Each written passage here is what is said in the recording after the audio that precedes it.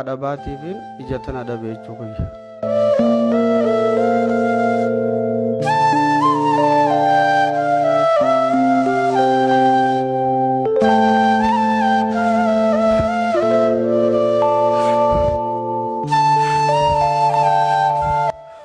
أفحسب الذين كفروا أن يتخذوا عبادي من دوني أولياء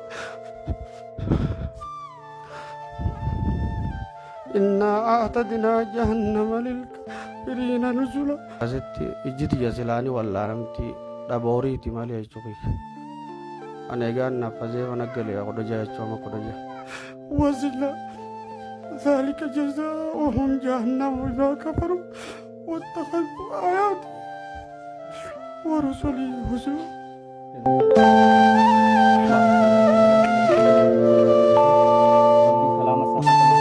السلام عليكم ورحمة الله وبركاته. أمني الدنيا مرت ترجمتن هندي خيسانو غياران تنا دم جبا في دم هتتما دم لبوتيف أسيت ترجمني دم غنيس وبليس غني خانة كده ترجمهون حافظ القرآن. Maqaan guyyaariif Sufyaan Abdullaa Umarii. Ani egaan nafasee mana galee kudha jaha jechuudha kudha jaha. Akkasuma abbaa warraa akkasuma nama osoo qaraatii rabbii keessa jiru ijjisaa lamaan baddee bifa waa dhabuutiin Ijjitiyya sababaansi takka dhalootarraa xiqqoos eegaan baree booda xiqqoo teenyaan nama qottee talamadaa ammoo akkaan haakima dhaqatti hoggaan tanaaf dhaqe ijatee tanaaf dhaqqabii finfinnee dhaqiinaan jan sababaa dhabaatiifin ija tana dhabe jechuudha.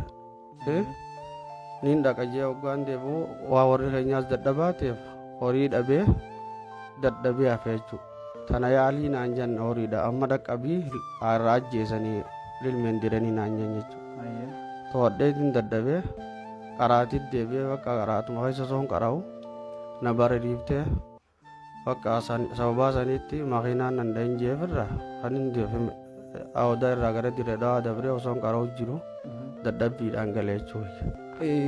abbaan keenya hungaa nama ija isaa tana silaa hawaa qabaatu taate hamaallaa qabaatu taate gara deeffachuutti illee kadeemu taha. Ijjiti jasilaanii wallaalamti dhabooriiti malee jechuudha.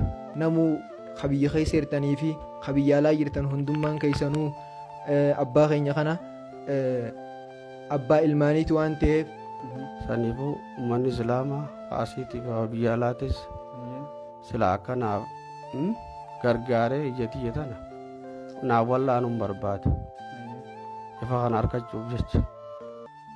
Wanni tun nama hunda mudatti nuus mudachuu dandeessu waan ta'eef waan namni fedhee godhatu waan hin taaneef namuu viidiyoo tana harkitanii akka biran kunne akkaawwantiin isaanii kunoo as jalatti isinii barreessinee jirra.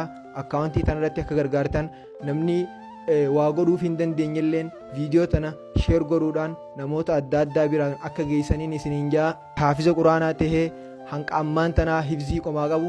أعوذ بالله من الشيطان الرجيم. قال هذا رحمة من ربي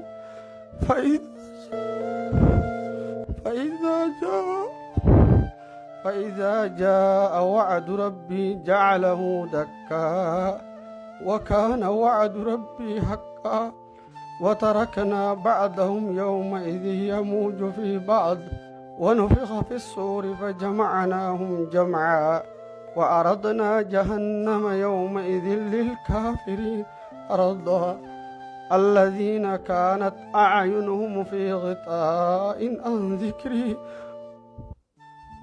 وكانوا لا يستطيعون السمع.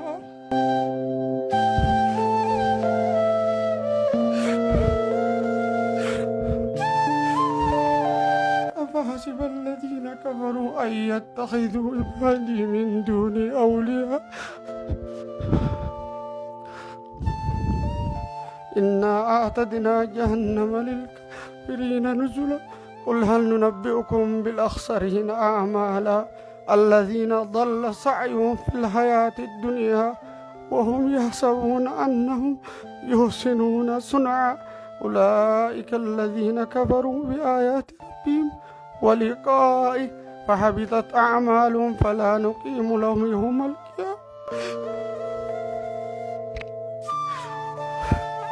وزل ذلك جزاؤهم جهنم بما كفروا واتخذوا آياتي ورسلي هزوا.